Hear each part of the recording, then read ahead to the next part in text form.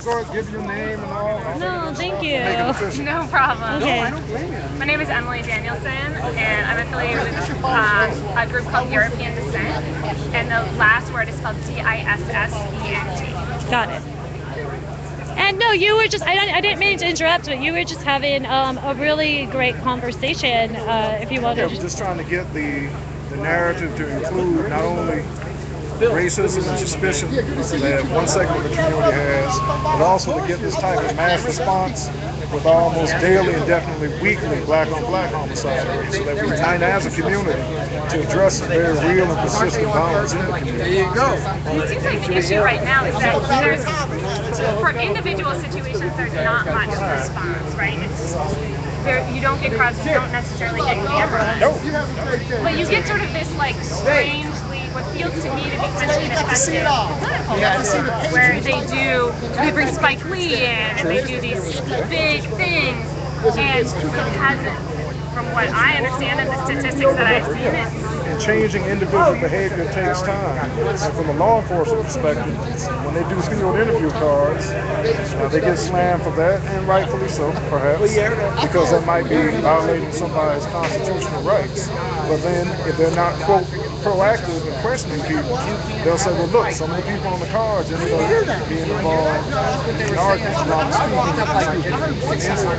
speaking for the tactic, but that's what they'll tell you. When they try to be more proactive, when they try to preempt things, then they get accused of racial profiling. So it's 6 of one, half dozen of the other. I can't imagine being a law enforcement personnel. It sounds like the hardest job. And I was at a city council meeting recently where they were talking about the NOPD consent decrees, and the starting salary of a New Orleans police officer is less than the starting salary of a Delgado English teacher, a community college English teacher. It was something like 20, I want to say 24, but I think it was Now, with the 22. federal monitor looking over their shoulders, they're going to be even more careful about not offending anybody, because literally their lives and their pensions are on the line. So this is the type of conversation we need to have. This is the type of coalition building we need to have. And How, when you think do about you it, have a safer city by we just pointing fingers at each other across the Gulf, or do we come together and try to form a united front? and I'm not sure that policing in the way that it has existed so far is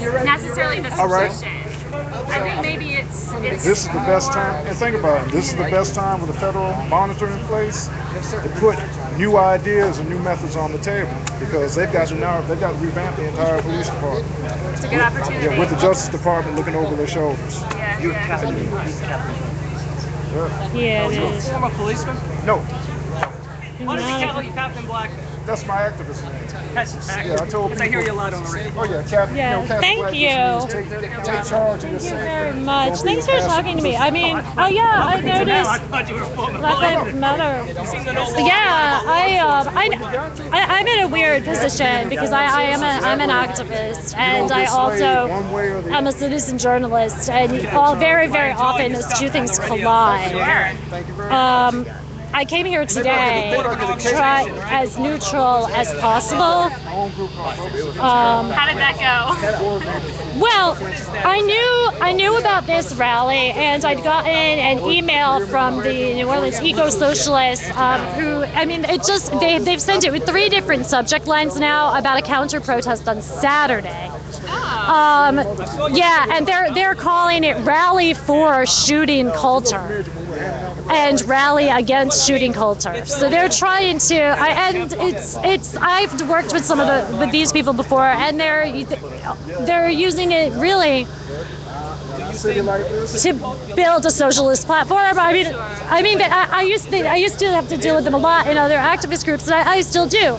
So I saw that, but I saw that their protest was on Saturday. So I thought, okay, I'll come to this one today, and then I'll go to that one.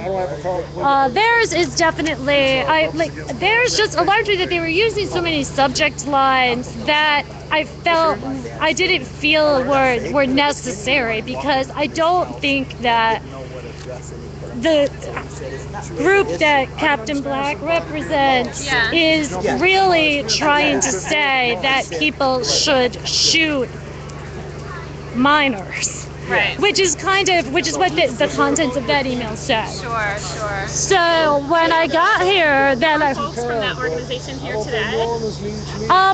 Well, yeah, oh yeah, they were. No, but they weren't. They don't have all the people. So when I got here, I immediately was astonished to see the amount of police down the street as I was walking here, because they're really New Orleans doesn't have that kind of police activity usually. But then when I saw that. I'll just call them some anarchists. Is how that some that's their that's how they've described themselves before. We're out with really big painted banners and signs and yelling. And see, I'm friends with some people. You know, I'm friends with pretty much everybody here. Yeah. I'm friends with pretty much everybody here. We're all very complicated. And I didn't know. Now, I kind of thought perhaps.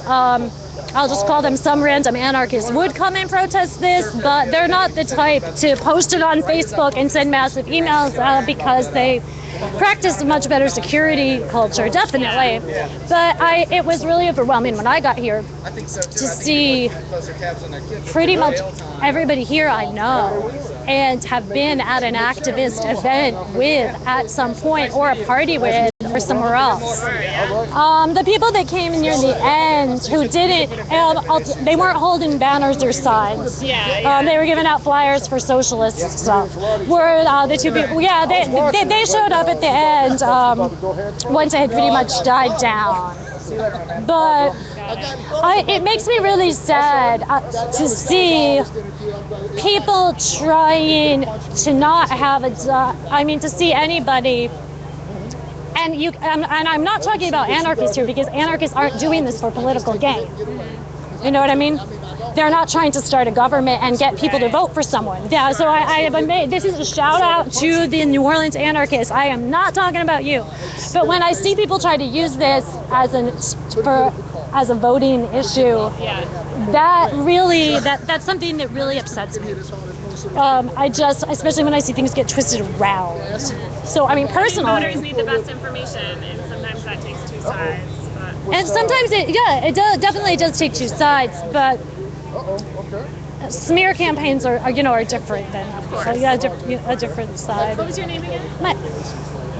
My name is Tara. Tara, Emily. It's Emily. nice to meet you. It's nice to meet you too. I think I have to run. I understand. It's great talking to you. So. Okay, so I did talk to somebody. Thanks for watching, everybody. No, I'm gonna go off unless you want to say. Actually, is there anything you'd like to say? You got to see the First Amendment in action today. Two sides vigorously contesting an issue, and ultimately the courts will decide the disposition of the case. Peace. That's it. Yeah, that's it. Okay, thank you, Captain Black. All right, everybody's leaving, so I guess that's it. There's actually some other stuff I have to figure out. All right, bye, everyone.